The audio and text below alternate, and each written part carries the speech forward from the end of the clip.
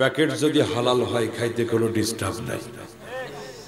কিন্তু দয়াল বাবা, খাজা বাবা, ল্যাংটা বাবা, আতুরি বাবার দরবারের বিরিয়ানি খাওয়া যাবে? আল্লাহ কবুল করুক, জোরে বলেন আমিন। ডাক দিয়ে বলছে আপনার ছেলেটার নামে দোয়া করব, নামটা বলেন। মুসল্লি বলছে আমার একমাত্র ছেলে, আদর করে নাম রেখেছি সাগর। কি নাম? ওই ইমাম সাহেব আবার ভোলা বরিশালের নদী ভাঙ্গা মানুষ, ডাক দিয়ে বলছে ভাইজান আর যা করি আপনার এই পোলার নামে দোয়া করতে পারবো? মুসল্লি বলছে একমাত্র ছেলে আমার সাগর, হুজুর কেন দোয়া করতে পারবেন না? ইমাম সাহেব বলছে ভাইজান ভোলা বরিশালের মানুষ আমি, এই সাগরে পাঁচবার বাড়ি ভাঙছে। কয়বার বাড়ি ভাঙছে? তাহলে এই রকমের নাম রাখবো না যেই নামে মৌলবীরা দোয়া করতে ভয় পায়। ভালো নাম, নবীদের নাম, সাহাবীদের নাম, ওলিদের নাম, অর্থবোধক ভালো নাম রাখবো ইনশাআল্লাহ। সপ্তম দিনে 3টা আমল, মাথার চুলগুলি মুন্ডে ওজন দিয়ে রূপার মূল্য সৎকা করে দাও, ভালো একটা নাম রাখো, আর ছেলে হোক মেয়ে হোক তার পক্ষ থেকে আকিকা দিয়ে দাও। কি দিয়ে দাও? ছেলে হলে 2টা বকরি দিয়ে দাও, সামর্থ্য কম থাকলে 1টা দিলেও চলে, মেয়ে হলে 1টা বকরি আকিকা দিয়ে দাও। পর্দার ভিতরের মা বোনেরা দেখেন ইসলাম আপনাদের জন্য কত সহজ। ছেলের জন্য 2টা বকরি বাবার উপরে, কিন্তু মেয়ে হলে 1টা। মেয়ের জন্মের সঙ্গে সঙ্গে ইসলাম বিধান সহজ করে দিয়েছে। আল্লাহ পাক আমল করার তৌফিক দান করে, জোরে বলেন আমিন। ওই ছোট্ট বালকের নাম হলো আব্দুল্লাহ বিন তামের। আব্দুল্লাহ বিন তামের কি নাম? কি নাম? আব্দুল্লাহ বিন তামেরের বাপ মাকে বলা হলো বাদশার পক্ষ থেকে আব্দুল্লাহ আমার দরবারে জাদু শিক্ষা করবে, প্রতি মাসে বেতন দেওয়া হবে, ভাতা দেওয়া হবে, ছুটির ভিতরে বোনাস দেওয়া হবে। আব্দুল্লাহর বাবা মা চিন্তা করলো এত ছোট্ট বয়সে যদি আমার সন্তান এত টাকা পয়সা আনতে পারে, অসুবিধা কোথায়? ঠিক আছে, আজ থেকে আব্দুল্লাহ বাদশা আপনার দরবারে জাদু শিক্ষা করবে। জাদুকরের কাছে আব্দুল্লাহ জাদু শিখতে প্রতিদিন যায়। পাহাড়ি রাস্তা, পাহাড়ের গুহার পাশ দিয়ে আব্দুল্লাহকে যাওয়া লাগে। ওই পাহাড়ের গুহার ভিতরে ইনজিল কিতাবের একজন দরবেশ আলেম তিনি থাকেন, জোরে বলেন সুবহানাল্লাহ।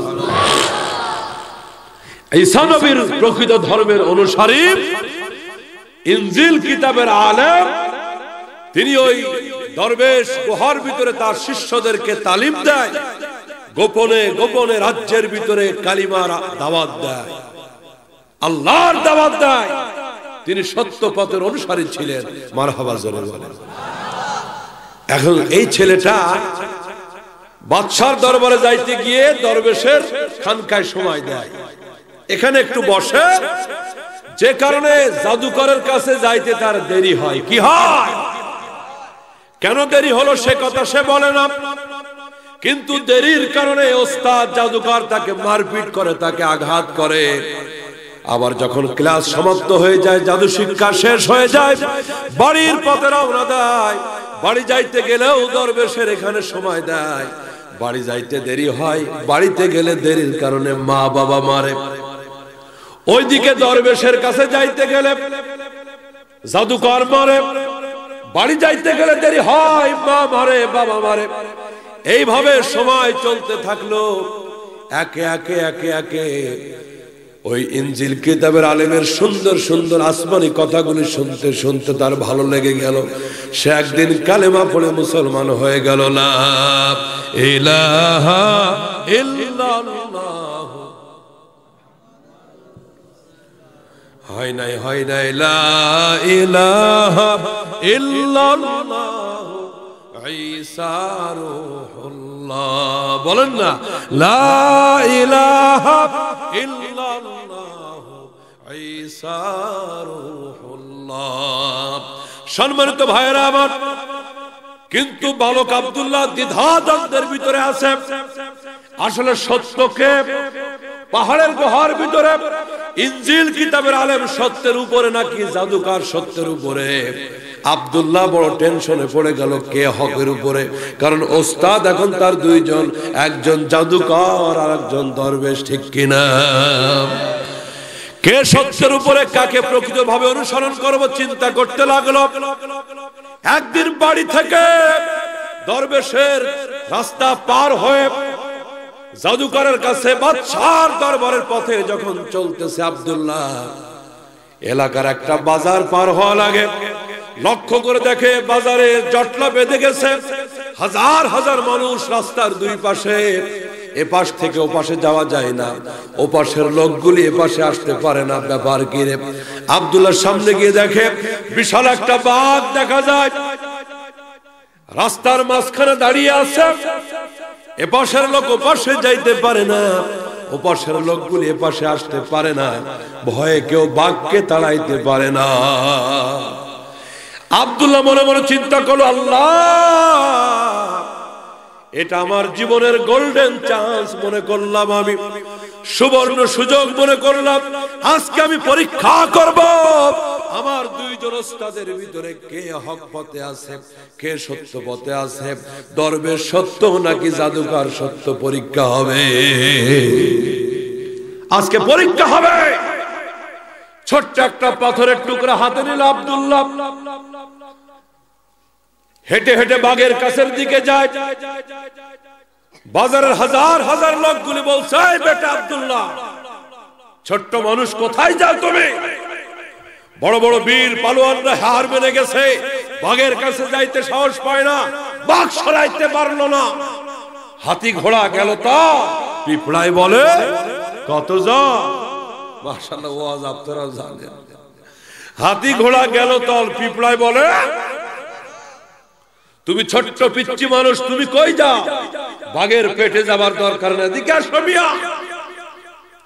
আব্দুল্লাহ হাঁটি হাঁটি পা করে সামনে যায়, কারণ আব্দুল্লাহ জানে আমার পাথরের কোনো শক্তি নাই, আজকে আমার মালিকের নামের শক্তির পরীক্ষা হবে। জোরে জোরে জোরে। পাথরের টুকরা হাতে নিয়ে আব্দুল্লাহ হাঁটি হাঁটি পা করে বাঘের সামনে গিয়া ডাক দিয়ে বলছে, জমিন আসমানের মালিক আল্লাহ,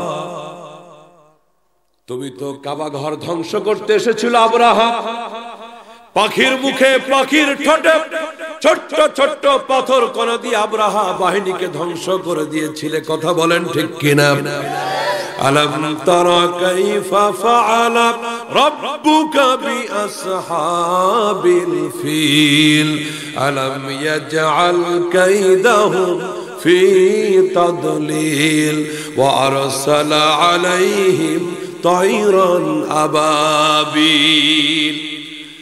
ছোট্ট ছোট্ট পাথর কণা দিয়া বিশাল আবরাহার বাহিনীকে তুমি ধ্বংস করেছো মালিক, আজকে তুমি এই ছোট্ট পাথরের ভিতরে শক্তি দিয়ে দাও রে শক্তিমান আল্লাহ। আমার এই ছোট্ট পাথরের টুকরার আঘাতে যদি বাঘ মরে যায়, আমি পরীক্ষা করব আর বুঝতে পারবো যদি তোমার পবিত্র নামে ওই দরবেশ যে নামটা আমার শিখাইছে তোমার নাম, ওই নামের বরকতে যদি বাঘটা মারা যায়, বুঝতে পারবো পাহাড়ের গুহার দরবেশ সত্য। আর যদি বাঘ না মারা যায়, বুঝবো দরবেশ ভুলের উপরে, ওই জাদুকর সত্য। যদি বাঘ না মরে, জাদুকর সত্য। যদি বাঘ মরে যায়, তাওরাত কিতাবের আলেম, ওই দরবেশ সত্য। সম্মানিত ভাইরা আমার, ইতিহাস লিখতেছে, তাফসীর লিখতেছে, ছোট্ট ছোট্ট হাঁটি হাঁটি পা করে আব্দুল্লাহ বাঘের কাছাকাছি গিয়ে বিসমিল্লাহি আল্লাহু আকবার বলে পাথর করে যখন বাঘের গায়ে নিক্ষেপ করেছে, বড় বড় অ্যাটম বোমা দিয়ে যে কাজ না হয়, আল্লাহ পাকের পবিত্র নামের বরকতে ছোট্ট পাথরের আঘাতে বিশাল বাঘটা ধরাশায়ী হয়ে জমিনে লুটায় গেল। আল্লাহু আকবার। বাঘ যখন জমিনে লুটায় গেল, মারা গেল, হাজার হাজার এলাকার মানুষগুলি মিছিল শুরু করেছে আব্দুল্লাহকে কান্দে নিয়া।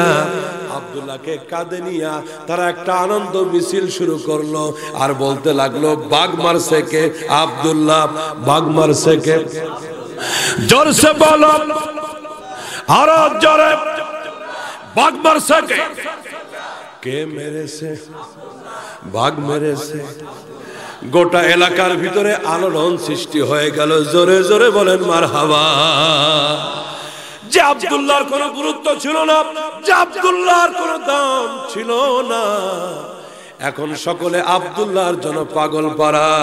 আব্দুল্লাহর দাবি বানাইছে কে? আরো জোরে বলেন কে? সম্মানিত ভাইরা আমার, দরবেশের জাদু শিক্ষা করে আব্দুল্লাহ সোজা দরবেশের কাছে গেল, পাহাড়ের গুহা। ডাক দিয়ে বলছে, ওস্তাদজি আজকে এরকম আশ্চর্য একটা ঘটনা ঘটেছে গো ওস্তাদজি।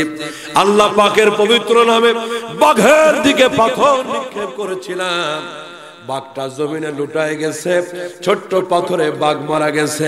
সমস্ত কথা শোনার পরে দরবেশ ডাক দিয়ে বলে, ওস্তাদ ডাক দিয়ে বলছে, আব্দুল্লাহ রে, কালিমার বরকতে, ইমানের বরকতে আল্লাহ পাক তোমার দাম বাড়িয়ে দিয়েছেন।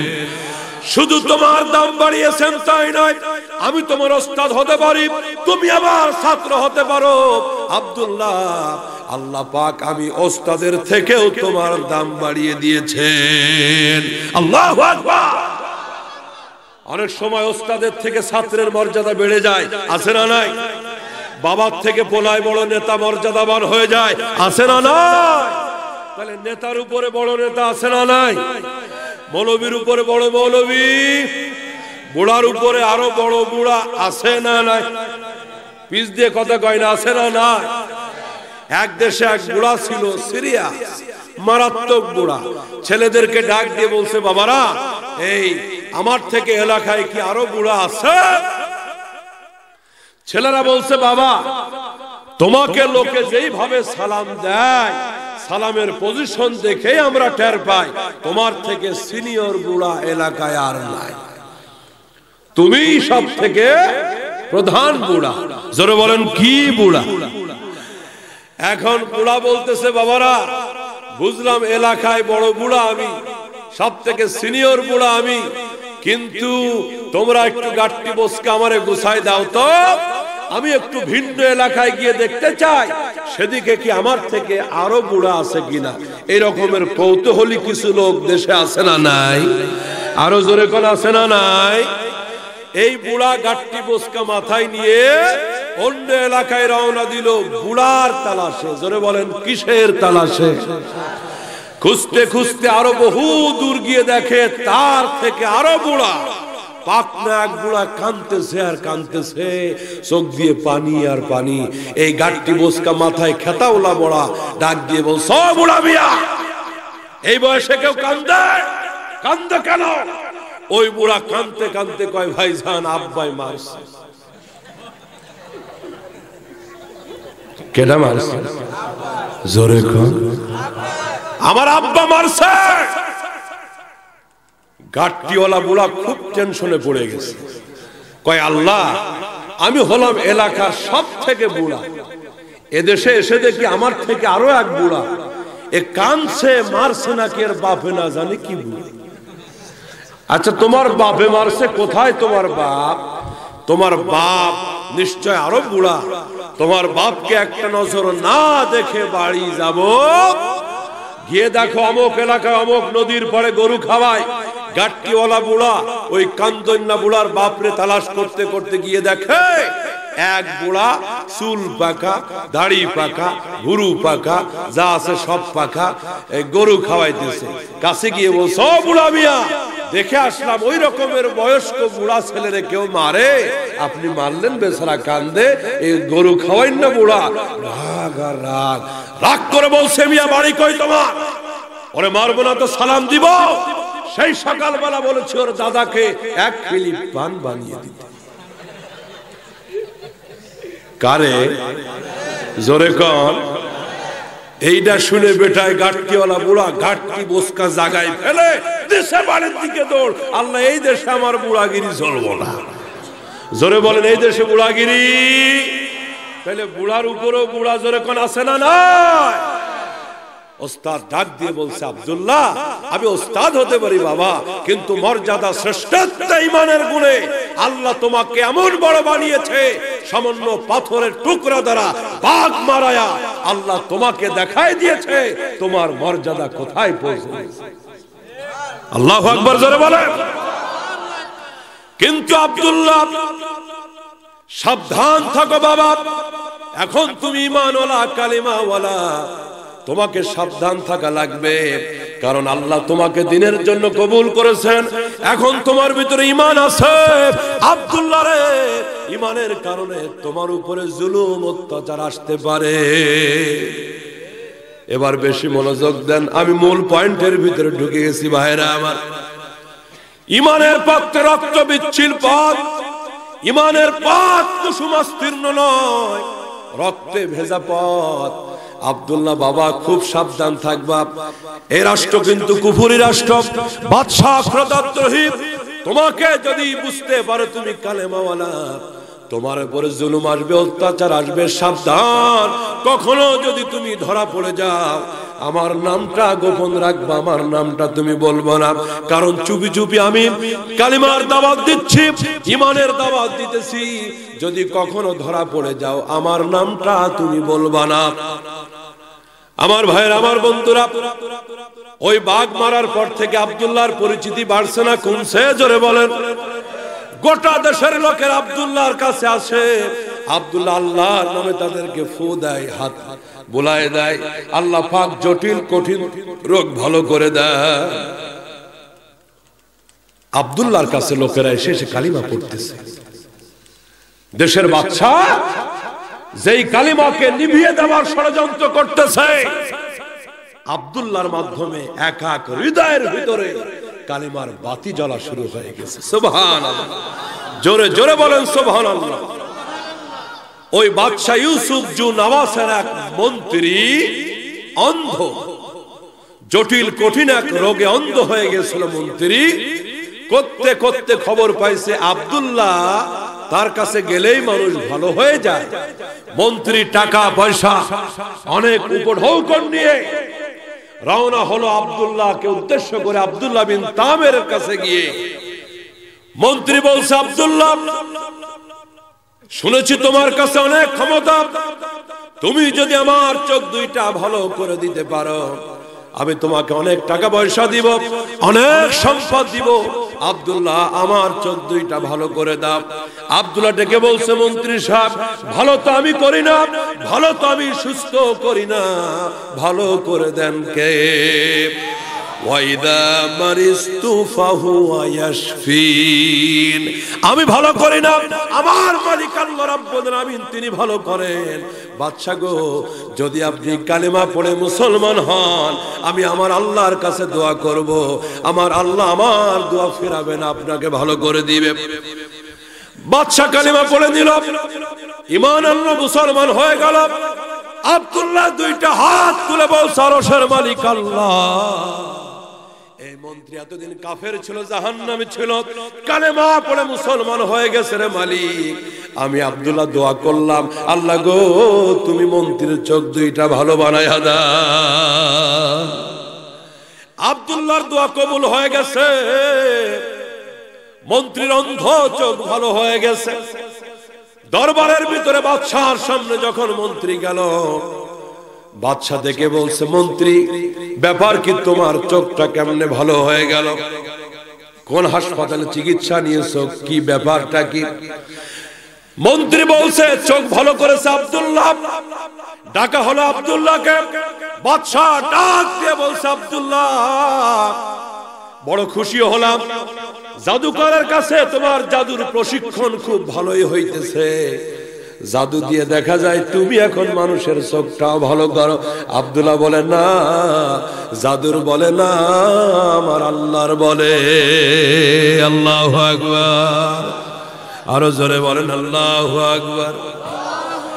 কোন জাদুর বলে চোখ ভালো হয় না। হ্যাঁ বাদশা আল্লাহ ভালো করে, রব ভালো করে, আমার কোনো ক্ষমতা নাই, জাদুর কোনো ক্ষমতা নাই। একটু জোরে বলবেন ক্ষমতা কার? বাদশা রাগে চোখ লাল হয়ে গেছে, মেজাজ গরম করে বলছে, আব্দুল্লাহ তোমার তো সাহস কম না।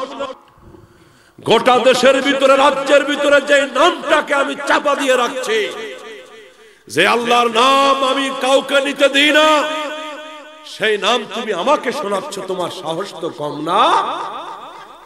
কোথায় পেয়েছে এই তালিম এই নাম? আব্দুল্লাহ নাম বলবে না, কারণ দরবেশ ওস্তাদ কিন্তু নাম বলতে নিষেধ করেছে। আব্দুল্লাহকে রিমান্ডে নেওয়া হলো, ভালো করে শুনবেন। জুলুম করা হলো, অত্যাচার করা হলো, জুলুম সহ্য করতে না পেরে আব্দুল্লাহ ওস্তাদের নামটা বলে দিল।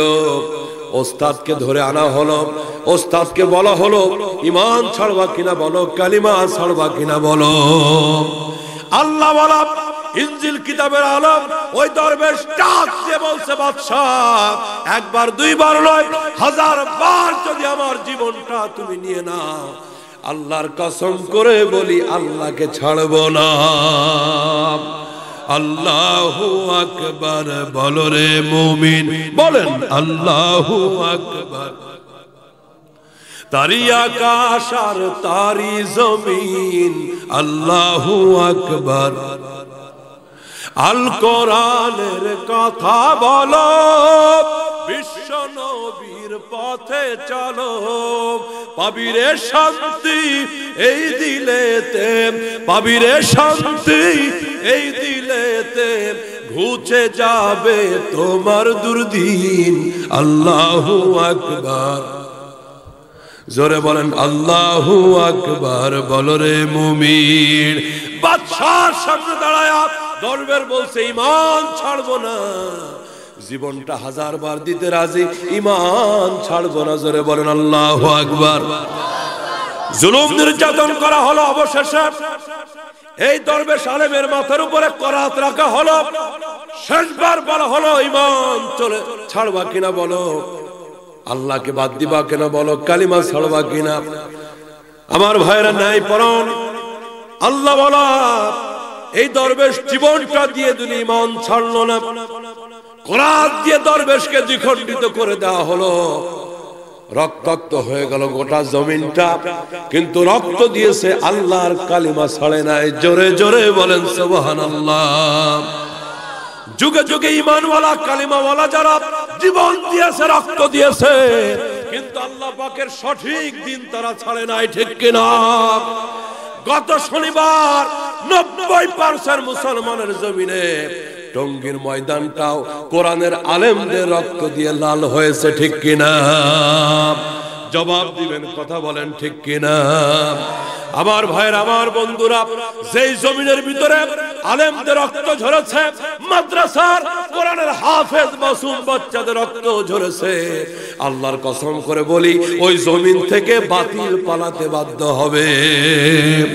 জোরে বলেন ঠিক কিনা? কি অপরাধ করেছিল ওলামায়ে কেরাম?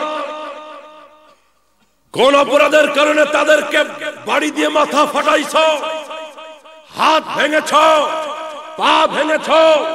হাসপাতালের ভিতরে অনেক আলেম চিরদিনের জন্য পঙ্গু হয়ে গেছে। তোমরা তাবলীগ করবে আলেমদেরকে বাদ দিয়ে, আলেমদেরকে অ্যাভয়েড করে, ডিভাইডেড করে।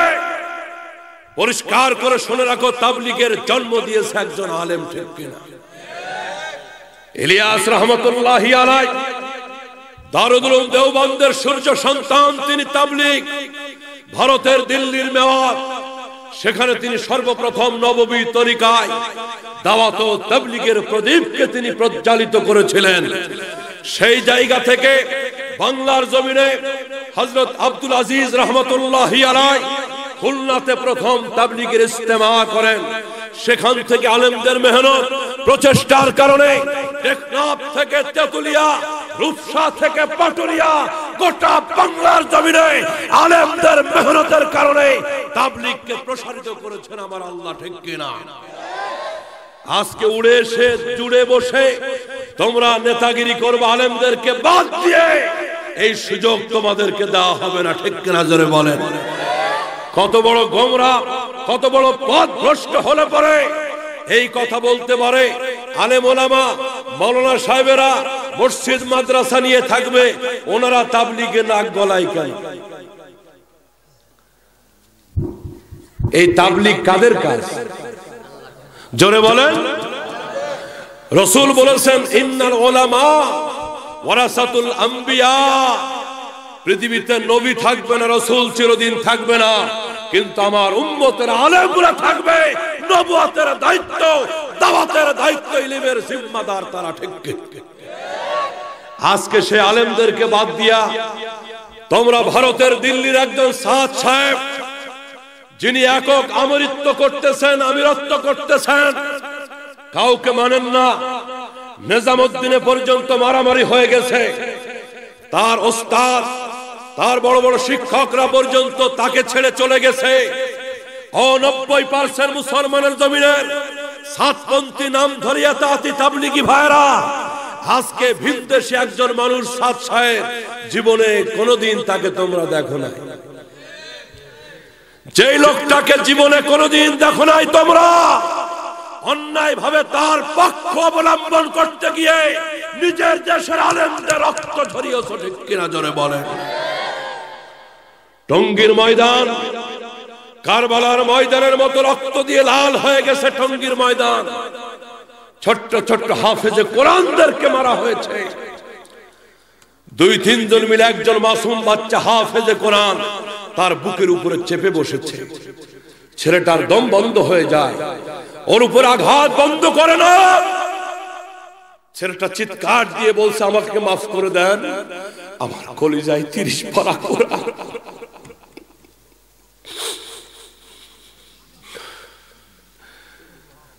আজকে যে আলেমরা দুনিয়ার সকলে যখন ঘুমায়, শেষ রাতে মাদ্রাসার ছোট্ট ছোট্ট মাসুম বাচ্চাদেরকে নিয়ে তাহাজ্জুদের নামাজ পড়ে, তোমাদের জন্য যে আলেমরা দোয়া করে, তোমাদের হেদায়েতের জন্য যে আলেমরা দোয়া করে, নিজের বাড়ি ঘর সন্তান আদি ছেড়ে দূর দেশে 5,000-6,000 টাকার কষ্ট করে সারা মাস ইমামতি করে, তাও 3-4 মাস বেতন তাদের বাকি থাকে। ঠিক কিনা? আজকে তোমাদের হেদায়েতের জন্য যারা বাড়ি ছেড়েছে, ঘর ছেড়েছে, ছাত্র জীবন থেকে কবর পর্যন্ত আল্লাহর দ্বীনের জন্য তোমাদের জন্য কাটাইলো, আজ তাদের মাথায় বাড়ি দিলা, একটা বারও কি অন্তর কাঁপলো না তোমাদের? এইরকম একজন আলেম তো তোমার বাবা মার বিয়ে পড়ানোর কারণে আজকে তুমি বৈধ সন্তান। যেদিন প্রাণ পাখি বিদায় হয়ে খাটিয়ায় লাশ হয়ে যাবা, যার মাথায় বাড়ি দিছে ওই রকম একজন আলেম তোমার জানাজাটা পড়াবে, তোমার কি একটু মনটা কাঁপলো না? কাঁধের মাথায় বাড়ি দিয়েছ। আজকের মাহফিলে 7 গ্রুপ এতাতি গ্রুপের কোন পথভ্রষ্ট যদি থেকে থাকো, তওবা করো, আলেমদের পা ধরে মাপ চাও, তাহলে হলে বেঈমান হয়ে কবরে যাবা। ঠিক কিনা? পরিষ্কার করে শুনে রাখো, 90% মুসলমানের জমিনে সঠিক তাবলীগ চলবে, সত্য তাবলীগ করবে। কারো মাসলাককে টিকিয়ে রাখার তাবলীগ চলতে দেওয়া হবে না। যদি তার করো, বাড়াবাড়ি করো, পিটিয়ে মাটির সাথে মিশিয়ে দেওয়া হবে। কে কে রাজি আছেন তো হাত তুলে দেখা। নারায়ে তাকবীর, নারায়ে তাকবীর, ইসলাম ইসলাম, কোরআন হাদিসের আলো, সাতগুরুর বাতিন্দা। আল্লাহ পাক তাদের ফিতনা থেকে আমাদেরকে হেফাজত করুক। জোরে বলেন আমিন। কোন ব্যক্তির সাথে আমাদের কোনো আক্রোশ নাই, কোন ব্যক্তির সাথে আমাদের কোনো দ্বিধা দ্বন্দ্ব নাই। আমরা বলতে চাই, ভ্রান্ত মতবাদের আকীদার সাথে আমাদের শত্রুতা। ঠিক কিনা? এই দিল্লির মাওলানা সাদ সাহেব, তিনি যে সমস্ত বক্তব্য দিয়েছেন তাতে ঈমান থাকে না। তার একটা বক্তব্য হলো, যে সমস্ত উলামায়ে কেরাম, যে সমস্ত ইমামেরা মসজিদ মাদ্রাসায় বেতন নিয়ে চাকরি করে, তাদের বেতনের টাকা থেকে বেশ্যার উপার্জন ভালো। নাউজুবিল্লাহ বলবেন না? যে সমস্ত আলেমেরা, যে সমস্ত ইমামেরা বেতন নিয়ে মসজিদ মাদ্রাসার ভিতরে চাকরি করে, তাদের থেকে পতিতালয়ের বেশ্যারা আগে জান্নাতে যাবে। আস্তাগফিরুল্লাহ, আস্তাগফিরুল্লাহ, কি সমস্ত কথাবার্তা। আর একটা বক্তব্য হলো তার মাদ্রাসার ভিতরে যাকাতের টাকা দেওয়া যাবে না। আমি পরিষ্কার বলতে চাই, সবগুলি সুদূর প্রসারী ইহুদি খ্রিস্টানদের পাতানো ষড়যন্ত্র। আমার ভাইরা কথা বলেন ঠিক কিনা? সম্মানিত হাজিরিন, নবীদের উপরে পর্যন্ত তিনি কলম চালিয়েছেন, নবীদের উপরে পর্যন্ত তিনি অপবাদ দিয়েছেন। তিনি বলতেছেন মুসা আলাইহিস সালাম তুর পর্বতে কিতাব আনতে গেল আল্লাহর কাছে। তিনি কেন গেলেন? তিনি যাবার কারণে 6 লক্ষ উম্মত তার গোমরা হয়ে গেল। এজন্য মুসা আলাইহিস সালাম দায়ী। জোরে বলেন নাউজুবিল্লাহ। সম্মানিত ভাইরা আমার, এই সমস্ত ঈমান বিরোধী বক্তব্য আসবে সেখান থেকে জাতির আলেমরা চুপ থাকবে না। কথা বলেন ঠিক কিনা? তাবলীগ আজকে বাংলার জমিনে চলতেছে আলেমদের ভালোবাসার কারণে। আলেমরা না থাকলে এদেশে তাবলীগের এই অবস্থা আজ হতো না, ঠিক কিনা?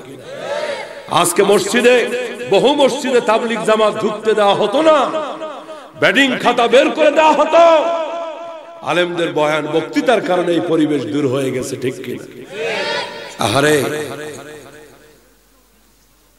মাজার পূজারি, কবর পূজারি, আহলে হাদিস যারা তোমাদের তাবলীগের বিপক্ষে বই লিখে লিখে তাবলীগটাকে কলঙ্কিত করতে চেয়েছিল, আমরা আলেমরা তাবলীগের পক্ষে বই লিখে তার প্রতিবাদ করেছি। যার জন্য চুরি করলাম সেই বলে চোর। আমার মসজিদের পাশেও আহত আছে অনেক ছাত্র। আমি মিরপুরে জমা পড়াই, মসজিদুল আকবার, সেখানে প্রায় 30-35 জন ছাত্র আহত। আরজাবাদ মাদ্রাসা ঢাকা মিরপুরে প্রায় 40 জন ছাত্র আহত। ঢাকার বড় বড় মসজিদের অনেক খতিব আহত, কারো মাথা ফেটে, আর বাড়িগুলি সব মাথায় মারছে, সমস্ত আঘাতগুলি মাথায় মারছে।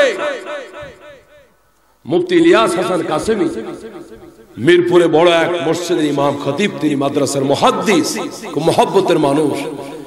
বাটার গেট, টঙ্গী বাটার গেট আছে, আহা, এই আলেমকে বাটার গেটের 7-8 জন একসাথে আক্রমণ করছে।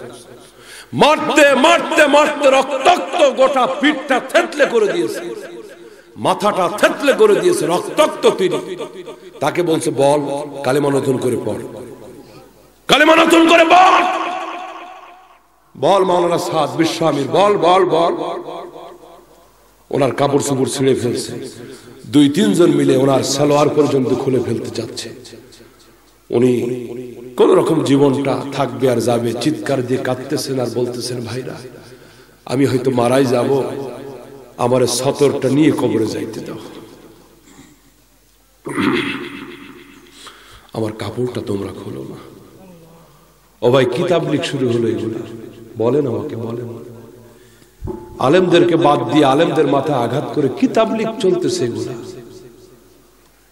ওই গ্রুপের ভিতরে যারা ভুলের ভিতরে চলে গেছেন, রক্তের বদলে আমরা রক্ত চাই না, তোমাদের হেদায়েত চাই। আল্লাহ তোমাদেরকে হেদায়েত দিক, আল্লাহ তোমাদেরকে মাফ করুক। আলেমরা যুগে যুগে রক্ত দিয়েছে, প্রতিশোধ নেয় নাই। কথা বলেন ঠিক কিনা? আল্লাহ আমার জমিনে সেই পূর্বের মহব্বতওয়ালা তাবলীগ আবার চালু করে দিক, জোরে বলে না। আর 10টা মিনিট সময় দেওয়া যাবে ইনশাআল্লাহ? কত রাত তো ঘুমাইলাম, আজকে আর 10 মিনিট সময় দেওয়া যাবে ইনশাআল্লাহ? দরবেশকে আহত করে, আঘাত করে মেরে ফেলে দেওয়া হলো, ঈমান ছাড়লো না। আব্দুল্লাহকে আঘাত করা হতে লাগলো। বাদশা প্রশ্ন করলো, আব্দুল্লাহ ঈমান ছাড়বি কিনা বল, কালিমা ছাড়বি কিনা বল, ঈসা নবীর ধর্ম ছাড়বি কিনা বল, তারা হলে কিন্তু মৃত্যু তোর জন্য অপেক্ষা করতেছে। আব্দুল্লাহ জবাব দিল, বাদশা প্রথমে তো ভয় পেতেছিলাম, কালিমা ছাড়বো কি ছাড়বো না চিন্তা করতেছিলাম, কিন্তু চোখের সামনে আমার কলিজার টুকরা ওস্তাদ শহীদ হয়ে গেল, ওস্তাদ জীবন দিল, ওস্তাদের জীবন দেওয়া দেখে আমারও সাহস বেড়ে গেছে। এখন আমি ঈমান ছাড়বো না, আমি জীবন দিতে রাজি গো, ঈমান দিতে রাজি। জোরে বলেন আল্লাহু আকবার। নৌবাহিনীর লোকদেরকে ডাকা হলো, তাফসীর লিখতেছে নৌবাহিনীর লোকদেরকে নৌকায় করে লঞ্চে করে সাগরের ভিতরে ফেলে দেওয়া হবে আব্দুল্লাহকে। আমার ভাইরা, সাগরের ভিতরে যখন ফেলে দিতে নিয়ে যাওয়া হলো, মাঝখানে গিয়ে ফেলে দিবে আব্দুল্লাহকে। আব্দুল্লাহ চোখের পানি ছেড়ে দিয়ে আকাশের দিকে হাত তুলে বলছো, সাগরের মালিক আল্লাহ, এ সাগরের মালিক তুমি, এ সাগরের পানির মালিক তুমি গো আল্লাহ। রেড সি লোহিত সাগরে মূসা নবীর জন্য 12টা রাস্তা করে দিয়েছিলে তুমি মালিক। আজকে তোমার নামের কালিমা পড়ার কারণে আমাকে জুলুম করা হচ্ছে, আমাকে নির্যাতন করা হচ্ছে। আল্লাহ, তুমি মূসা নবীর জন্য সাগরকে বন্ধু বানাইছিলা, আমার জন্য তোমার সাগরকে বন্ধু বানাইয়া দাও। মূসা নবী কোন দরিয়ায়? হয় নাই, ভুল কথা না, এটি ভুল তথ্য। রেড সি লোহিত সাগর, যারা নীল দরিয়া বলে, ওই মিশরে মূসা নবী ছিলেন এই কারণ নীল দরিয়া বলে। আসলে প্রকৃত ইতিহাস হচ্ছে রেড সি লোহিত সাগর তিনি পার হয়ে গিয়েছিলেন। পার করে দিয়েছিলেন কে? সাগরের পাড়ে যখন তিনি চলে গেলেন, আল্লাহর কাছে দোয়া করলেন, মালিক তুমি আমাদেরকে হেফাজত করো ফেরাউনের বাহিনী থেকে। আল্লাহ পাক পয়গম্বরের দোয়া কবুল করলেন। রেড সি লোহিত সাগরের বুক চিরে আল্লাহ পাক 12টা গোত্রের জন্য স্পেশাল 12টা রাস্তা বানায়া দিলেন। সমস্ত ইমানদার যখন পার হয়ে গেল, সাগরের তীরে এবার ফেরাউন তার দলবল নিয়ে এসে দেখে, মাশাআল্লাহ চমৎকার রাস্তা। রাস্তা কিন্তু এখনো বন্ধ হয় নাই, কারণ ইঁদুরটারে ঢুকান লাগবে তো। কথা বলেন ঠিক কিনা? ফেরাউন সাগরের তীরে এসে দেখে চমৎকার রাস্তা, ও মনে করছে ওর বাজান বানাইছে। আর রাস্তা এত চমৎকার তো হবেই, কারণ এই রাস্তা বানাইছে কে? এই জোরে বলেন কে? আল্লাহর বানানো রাস্তা তো সুন্দরই হবে, ঠিক কিনা? আর আমাদের দেশের মেম্বার চেয়ারম্যান সাহেবরা যে রাস্তা বানায়, বানানোর 1 সপ্তাহ পরে পোলাপান খারয়ে পেশাব করে দিলে খোয়া উঠে যায়। কথা বলেন ঠিক কিনা? আরো জোরে ঠিক কিনা? জাতির স্বার্থে আন্তরিক হয়ে আমাদের রাষ্ট্রপ্রধানরা কাজ করুক, এই কামনা করি আমরা, ঠিক কিনা? সামনে কিন্তু নির্বাচন। কথা বলেন ঠিক কিনা? আমরা পরিষ্কার বলতে চাই, কোন দল মত আমরা বুঝি না। এই জাতির জন্য, ইসলামের জন্য, দেশের জন্য যারা কাজ করবে আমরা তাদের সাথে আছি, ঠিক কিনা? আমরা আওয়ামী লীগ বিএনপি কিছু বুঝি না। কোরআনের জন্য যাদের ভূমিকা, তাদের সাথে আমরা আছি না নাই? যুগ যুগ ধরে জাতি সবাইরে চিনছে আর বাকি চিনতে আর বাকি সবগুলি চুষে মজা কি সব দেখা হয়ে গেছে। কথা কন ঠিক কিনা? হোটেলের ভিতরে এক আল্লাহর বান্দা তরকারি দিয়ে ভাত খাইলো, তারপরে ডাল দিল। ওমা দেখে ডালের ভিতরে আমের বড়া, খুশি না বেজা? আমের আটি ডালের ভিতরে আমরা খাই কি খাই না? বেচারা খুশি মনে আটি আমের বড়া। বড়ারে কি কন আপনারা? আমের বয়রা। এক বয়রা মানে কিন্তু কানে শুনে না, আমের বয়রা। আচ্ছা আপনাদের ভাষা দিয়ে বলি তো, ডালের ভিতরে আমের বয়রা, আমের আটি খুব মজা করে চুষতেছে, কিন্তু মজা লাগে না, স্বাদ লাগে না। হোটেলের মেসিয়ার বয়কে ডাক দিয়ে বলছে, এই বেটা, আধা ঘন্টা ধরে আমের বয়রা আটি চুষতেছি, স্বাদ নাই কা? মেসিয়ার কয়, স্যার আপনার আগে আরো 3 জন চুষে গেছে। আপনার আগে আরো কয়জন? তো এ স্বাদ বাদার তেমন কিছু। আল্লাহ জাতির জন্য কোরআনওয়ালা, ইসলামওয়ালা, এদেশের মানুষের জন্য কাজ কর্মেওয়ালাদেরকে কবুল করুক। আমিন। কোন দলের কথা বলছি আমি? অসুবিধার কিছু আছে? আল্লাহ কবুল করুক। আমিন। সম্মানিত ভাইরা আমার, এই সমস্যা? কোন সমস্যা? এখন আব্দুল্লাহ হাত তুলে দোয়া করতেছে, মালিক তোমার সাগরকে আমার বন্ধু বানায় যা, যেমন বন্ধু বানিয়েছিলে মূসা কালিমুল্লাহর জন্য রেড সি। দোয়া করতে দেরি হলো, মজলুমের দোয়া কবুল হয়ে যায়। রাসূল বলছেন তিন ব্যক্তির দোয়া আল্লাহ ফেরত দেয় না, মুসাফিরের দোয়া কবুল, অত্যাচারিত মজলুমের দোয়া কবুল, বাবা মা যদি সন্তানের জন্য দোয়া করে কবুল করে নেন কে? রব্বে কারীম দোয়া কবুল করে নিলেন। সাগরের ভিতরে তুফান শুরু হয়ে গেল, নৌকাটা উথাল পাতাল ঢেউয়ের ভিতরে এদিক সেদিক ডুলতে লাগলো। যারা মারতে গেছিল ওরা ছিটকে সাগরের ভিতরে পড়ে গেল। আব্দুল্লাহকে হেফাজত করলেন আমার আল্লাহ। সুস্থভাবে আব্দুল্লাহ বাদশার দরবারে বাদশার সামনে দাঁড়ায় বলে, বাদশা আসসালামু আলাইকুম। বাদশা চোখ বড় বড় করে দিয়ে কয়, ব্যাপার কি রে? যাদেরকে পাঠাইলাম তারা কই? আব্দুল্লাহ কয়, বাদশা সমুদ্রের গজবে তারা শেষ হয়ে গেছে, আমার মালিক আমাকে হেফাজত করেছে। সুবহানাল্লাহ। স্বাস্থ্য ভালো না? আরো জোরে। বাদশা চিন্তায় পড়ে গেল, নৌবাহিনী দিয়ে হবে না, নৌবাহিনী দিয়ে হবে না। এবার এক পুলিশ বাহিনী ডাকলো, যাও পাহাড়ের চূড়া থেকে আব্দুল্লাহকে নিক্ষেপ করবা, জনমের মতো শেষ হয়ে যাবে। সম্মানিত ভাইরা আমার, আব্দুল্লাহর সাথে পৃথিবীর কোন সোলজার, কোন বাহিনী নাই, আব্দুল্লাহর সাথে কে? লা তাহজান ইন্নাল্লাহা মা'ানা। ঈমানদারদের সাথে জোরে বলবেন কে আছে? পাহাড়ের চূড়ার উপরে দাঁড়ায় আব্দুল্লাহকে যখন ফেলে দিবে, ডাক দিয়ে বলে, পাহাড়ের মালিক আল্লাহ গো, তোমার আব্দুল্লাহকে পাহাড় থেকে মেরে ফেলে দিতে চাই। আল্লাহ পাহাড়কে তাদের সাথে দুশ্মনী বানায়া দাও, আমার বন্ধু বানায়া দাও। প্রচন্ড ভূমিকম্প শুরু হয়ে গেল, প্রচন্ড ভূমিকম্প শুরু হয়ে গেল। আল্লাহ পাক ফেরেশতার মাধ্যমে আব্দুল্লাহকে হেফাজত করলেন। যারা মারতে গেছিল চতুর্দিকে ছিটকে পড়ে গেল। বাদশার দরবারে সুস্থ অবস্থায় আব্দুল্লাহ ফিরে আসলো, ডেকে বলে, বাদশাহ আসসালামু আলাইকুম। सारे दुनिया हो मुखालिफ, कुछ नहीं परवाह मुझे, डर नहीं है गम नहीं है, जब खुदा रहमान है। ব্যাপার কি তুমি মরো না কেন? আব্দুল্লাহ বলছে, মরি না, তার কারণ আমার সাথে ঈমান আছে, আমার সাথে কালিমা আছে, আমার সাথে মহান আল্লাহ রাব্বুল আলামিন আছে, এইভাবে আমাকে মারা যাবে না। বাদশা প্রশ্ন করলো, কেমনে তোমাকে মারা যাবে? আব্দুল্লাহ বলছে, একটা উপায় আছে, হাজার হাজার মানুষকে এক জায়গায় করা লাগবে, ওই হাজার হাজার মানুষের ভিতরে আমাকে শুলে চড়াইয়া হাত পাও বেঁধে আমার দিকে তীর মারা লাগবে।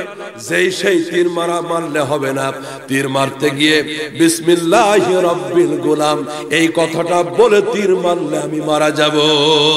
আব্দুল্লাহ টার্গেট হলো হাজার হাজার মানুষের ভিতরে আল্লাহর নামটা যখন উচ্চারণ করা হবে, আমার কথা অনুযায়ী আল্লাহর নামের শক্তি প্রকাশ পাবে। এই দৃশ্য দেখে আমি আব্দুল্লাহ একজন হয়তো শহীদ হয়ে যাব, কিন্তু লক্ষ লক্ষ মানুষ হয়তো ঈমান পেয়ে যাবে। একটু জোরে জোরে বলেন আল্লাহু আকবার। সম্মানিত ভাইরা আমার, এই বুদ্ধি শিখাই দিল আব্দুল্লাহ। বাদশা লোকদেরকে জড়ো করলো, হাজার হাজার মানুষকে জড়ো করো, সকলের সামনে আব্দুল্লাহকে খতম করে দিব। বাদশার টার্গেট হলো আব্দুল্লাহ খতম হইলে মনে হয় দেশ থেকে ঈমান ইসলাম খতম হয়ে যাবে। এই হলো বাদশার টার্গেট। আমার ভাইরা, আমার বন্ধুরা, নির্দিষ্ট চত্বরে হাজার হাজার লোকদেরকে জড়ো করা হলো। আম চত্বর হোক, গোলাপের চত্বর হোক, শাপলার চত্বর হোক, একটা চত্বরে জড়ো করা হলো তাদেরকে। এদেশে শাপলা চত্বরে রক্তের দাগ আছে না? এত আস্তে কেন? ভয় কেন? ইমানদারেরা তো জীবন দেওয়া জাতি, ভয় পাবে না, ঠিক না? যে জমিনে আল্লাহর কোরআনের আলেমদের রক্ত ঝরেছে, হাফেজদের রক্ত ঝরেছে, আল্লাহর কসম করে বলি, টুডে টুমরো, আজ হোক কাল হোক, কালিমার পতাকা উড়বে, ঠিক না? হাজার হাজার মানুষকে এক জায়গায় করা হলো, জড়ো করা হলো। আমার ভাইরা, আব্দুল্লাহর মৃত্যু হবে, একটা তীর বের করলো জল্লাদ, বিসমিল্লাহি রাব্বিল গুলাম বলে তীরটা যখন নিক্ষেপ করলো, হাজার হাজার মানুষের সামনে আব্দুল্লাহর কপালের ভিতরে তীরটা লাগলো। তাফসীর লিখতেছে কপালের ভিতরে তীরটা লাগলো, রক্ত ফিনকি দিয়ে চতুর্দিকে ছুটে গেল। আব্দুল্লাহ কালিমা পড়তে পড়তে শহীদ হয়ে গেল। এবার বাদশা হাতে তালি দেওয়া শুরু করলো, বাদশার লোকেরা হাতে তালি দিতে লাগলো। আব্দুল্লাহ খতম, আর কেউ কালিমার আওয়াজ দিবে। কিন্তু আল্লাহ পাকের উদ্দেশ্য ভিন্ন, হিতে বিপরীত হয়ে গেল। ওরা মনে করেছিল আগুনের ভিতরে পেট্রোল ঢাললে মনে আগুন নিভে যাবে। এক আব্দুল্লাহকে শহীদ করতে গিয়ে উল্টা হয়ে গেল। আব্দুল্লাহর শাহাদত দেখে হাজার হাজার ইয়ামানবাসী কালেমা পড়ে মুসলমান হইতে লাগলো। বাদশা টেনশনে পড়ে গেল, এই আগুন তো এখন নিভানো যাবে না, ঠিক কিনা জোরে বলেন। আমার ভাইয়ের, আমার বন্ধুরা, চতুর্দিকে পরীক্ষা খনন করা হলো, বিশাল গর্ত খনন করা হলো, আগুন জ্বালানো হলো। যারা ঈমান আনলো হাজার হাজার মানুষ, তাদেরকে রশি দিয়ে বেঁধে ওই গর্তের কিনারে আনা হলো। খুব ভালো করে শোনেন, কুতিলা আসহাবুল উখদুদ আন্নারি যাতিল ওয়াকুদ ইদহুম আলাইহা কুউদ। এক এক করে লোকগুলিকে আগুনের গর্তের কাছে আনে বাদশা, আর বলে ঈমান ছাড়বা কিনা বলো। যে বলে ঈমান ছাড়বো না তাকে গর্তের ভিতরে ফেলে দেয়, যে বলে ঈমান ছেড়ে দিলাম তাকে বাঁচায় দেওয়া হয়। এভাবে হাজার হাজার নারী পুরুষ ঈমানদারকে গর্তের ভিতরে শহীদ করে দিল। ভাইরা আমার, সকলের পরে অবশেষে একজন মা আসলো। এদিকে লক্ষ্য করেন, একজন মা, যে মায়ের কোলে দুধের একটা বাচ্চা, শিশু বাচ্চা, ওই মহিলাটা আগুনের কিনারায়, গর্তের কিনারায় দাঁড়ানো। বাদশাদের জল্লার বাহিনী বলছে ঈমান ছাড়বা কিনা বলো। আহারে মা একবার আকাশের দিকে তাকায়, একবার সন্তানের চেহারার দিকে তাকায়, চোখ থেকে টপ টপ করে পানি পড়তেছে। সে নিজে হয়তো হলে একা হলে ঝাঁপ দিত, কিন্তু দুধের সন্তানকে আগুনে নিয়ে ঝাঁপ দিতে পারে না। 10 মাস 10 দিন পেটে ধারণ করেছে, ওই সন্তানের জন্য মায়ের দরদ আছে না নাই? চোখের পানি টপ টপ করে পড়তেছে, ডাক দিয়ে বলে, বারে ইলাহি, ও আমার মালিক আল্লাহ, কোন দিকে যাব তুমি বলে দাও। ঈমানের পরীক্ষা, আমি কি তোমার প্রেমে আগুনে ঝাঁপ দিব, নাকি সন্তানের মায় আমি ঈমান ছেড়ে দিব? ওগো আমার আল্লাহ, তুমি বলে দাও কোন দিকে যাব আমি। আমার 30 সালের যুবকেরা, মাকে কষ্ট দিও না, বাবাকে কষ্ট দিও না। 10 মাস 10 দিন পেটে ধরেছে বাবা মা, যে ভুলুক না কেন, মা কিন্তু সন্তানকে কোনোদিন ভুলতে পারে না। জোরে বলেন ঠিক কিনা? এই জন্য বাবা মাকেও তোমরা ভুলো না। বাবা বুড়া বুড়ি হয়ে গেলে অবহেলা করো না, তাদের খেদমত করো, ভালোবাসো। তুমি হয়তো ভাবতেছো বুড়া হয়ে গেছে, বুড়ি হয়ে গেছে, বাবা মা কিচ্ছু বোঝে না। না রে বন্ধু, না। মানুষের বুড়া বুড়ি হয়ে গেলে শরীরটা বুড়া হয়, জিসেমটা বুড়া হয়, মনটা কিন্তু বুড়া হয় না। বরং বুড়া হয়ে গেলে, বুড়ি হয়ে গেলে বাঁচার ইচ্ছা বেশি হয়, খাবার ইচ্ছা বেশি হয়, একটু শখ বেড়ে যায়। জোরে বলেন ঠিক কিনা? আল্লাহ আমাদের বাবা মাকে কবুল করুক। জোরে বলেন আমিন। মায়ের দোয়া নিবেন, দুইটা হাত তুলে দেখান, দুইটা হাত তুলে দেখান। বাবার দোয়া নিবেন, অবহেলা করবেন না। আল্লাহ তোমার বান্দাদেরকে কবুল করো। জোরে বলেন আমিন। আরো জোরে বলেন আমিন। মক্কার কাবা ঘরের 5 জন ইমাম। জোরে বলেন কয়জন? ওই 5 জন ইমামের একজন ইমামের নাম হলো আদিল আল কালবানি। কালো, নিগ্রো, আরব উপসাগরীয় এলাকার লোক তিনি, মক্কা মদিনার লোক নন। আদিল আল কালবানি গত বছর আমেরিকার একটি কনফারেন্সের ভিতরে তিনি বক্তব্য দিতে গিয়ে বলেছেন, আল্লাহ পাক আমাকে মক্কার কাবার ইমাম বানিয়েছেন শুধুমাত্র আমার মায়ের দোয়ায়। ও সন্তানরা একটু সুবহানাল্লাহ বলেন।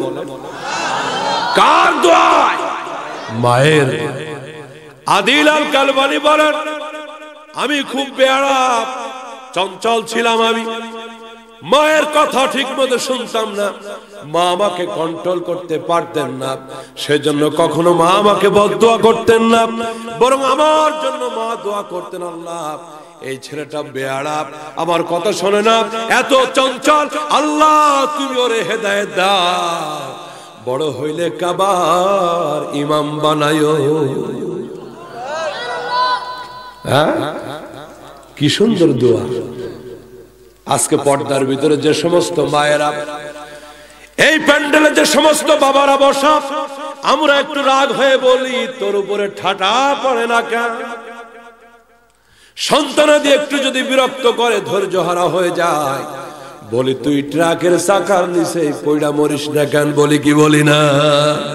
খবরদার গো মা বাবা, এই দোয়া করো না, বদদোয়া করো না। বাবা মা দোয়া করুক আর বদদোয়া করুক, কবুল করে নেন কে? আদিল আল কালবানি বলেন, মা আমার জন্য রাগ করে দোয়া করত, আল্লাহ তোরে হেদায়েত দিক, আর বড় হলে আল্লাহ তোরে কাবার ইমাম বানায়া দিক। ও দুনিয়ার মানুষ, মায়ের দোয়ার বরকতে আজকে আমি আদিল আল কালবানি, আল্লাহ পাক আমাকে কাবা ঘরের ইমাম বানিয়েছেন। জোরে বলেন সুবহানাল্লাহ। মায়ের দোয়া নাও হে মুমিন, মায়ের দোয়া নাও, বলেন মায়ের দোয়া নাও হে মুমিন, মায়ের দোয়া নাও, বিপদে পড়বে না তুমি যখন যেথায় রাও, মায়ের দোয়া নাও হে মুমিন, বলেন মায়ের দোয়া নাও হে মুমিন। একটি গিলাস পানির তারে মা বাইজিদের কোলে করে, আল্লাহু আকবার। একটি গিলাস পানির তারে মা বাইজিদের কোলে করে, হাত তুলে বলেন বাইজিদ রে ওলি বানাও, মায়ের দোয়া নাও হে মুমিন, বলে না মায়ের দোয়া লাও হে মুমিন, মায়ের দোয়া লাও। আল্লাহ কবুল করুক, জোরে বলে না আমিন। আগুনের কিনারে দাঁড়িয়ে ইয়ামান দেশের ইমানদার রমণী একবার আকাশের দিকে তাকায়, আর একবার সন্তানের দিকে তাকায়, আর বলে আল্লাহ তুমি আমাকে শক্তি দাও, আমি কোন দিকে যাব রে আল্লাহ। এই যখন দ্বিধাদ্বন্দ্ব মনের ভিতরে, এমন মুহূর্তে আল্লাহ রাব্বুল আলামিন কোলের দুধের নিষ্পাপ বাচ্চার জবান খুলে দিলেন। জোরে করে আল্লাহু আকবার। ওই দুধের বাচ্চা ডাক দিয়ে বলে, মা দেরি করো না, আল্লাহর জান্নাত তোমার অপেক্ষায় আছে। মা গো, আগুনের ভিতরে তুমি দেখতেছো জ্বলন্ত আগুন, তুমি দেখতেছো জ্বলন্ত আগুনের আগুন, মা গো ভয় করো না, আমাকে নিয়েই তুমি জালিমের আগুনে ঝাঁপ দাও। হ্যাঁ বাপ, এটা নমরুদের আগুন না, আমি দেখতেছি এই আগুন তো ইব্রাহিমের ফুলের বাগান। এক মুহূর্তে দেরি করলো না, সন্তানকে নিয়ে আগুনের ভিতরে ঝাঁপ দিল মহিলা। সমস্ত ইমানদার গুলি জান্নাতি হয়ে গেল, শহীদ হয়ে গেল। এবার বেঈমানেরা হাততালি দিতে লাগলো, আমাদের আর কোনো টেনশন নাই, ইমানদার মুক্ত ইমান, তারা হাতে তালি দিতে লাগলো। কিন্তু আল্লাহ পাক আগুনকে বললেন, আগুন রে ওদেরকে ধর। আল্লাহু আকবার, জোরে বলেন। কুতিলা আসহাবুল উখদুদ, হ্যাঁ কুতিলা আসহাবুল উখদুদ, গর্তের খননকারীরা ধ্বংস হলো। ইদহুম আলাইহা কুউদ, যখন তার আগুনের চতুর্দিকে বসে আনন্দ করতেছিল, ইতিহাস লিখতেছে আগুন গর্তের ভিতর থেকে উৎক্ষিপ্ত হয়ে সমস্ত কাফেরকে জ্বালিয়ে পুড়িয়ে ধ্বংস করে দিল। আল্লাহু আকবার, জোরে বলেন। কারণ আল্লাহর ওলিদেরকে, আল্লাহ ওয়ালাদেরকে জুলুম করলে আল্লাহ পাক সহ্য করেন না, ঠিক কিনা? জোরে বলেন। সম্মানিত ভাইরা, সূরাতুল বুরুজ থেকে আমাদের ঈমানকে দীপ্ত করার শপথ নিতে হবে। যুগে যুগে জুলুম, রক্ত ঝরেছে ঈমানের পথে, কিন্তু ঈমানদাররা ঈমানকে ছেড়ে জীবন বাঁচানো ফরজ নাকি ঈমান বাঁচানো? জোরে বলেন। আমাদের সমাজে বক্তব্য আছে জীবন বাঁচানো ফরজ, একেবারে ফাঁকিঝুঁকি কথা। যুগে যুগে ঈমানকে বাঁচাবার জন্য অনেক মর্দে মুজাহিদ ইমানদার শহীদ হয়ে গেছে, জীবন দিয়েছে ইমান ছাড়ে। আল্লাহ পাক আজকের মাহফিলের নারী পুরুষ সকলকে কবুল করুক, আমিন। এই আলোচনার ভিতর থেকে যে শিক্ষা আমলগুলি আমরা পেলাম, মালিক যেন আমাদেরকে আমল করার তৌফিক দান করেন, সকলে বলি আমিন।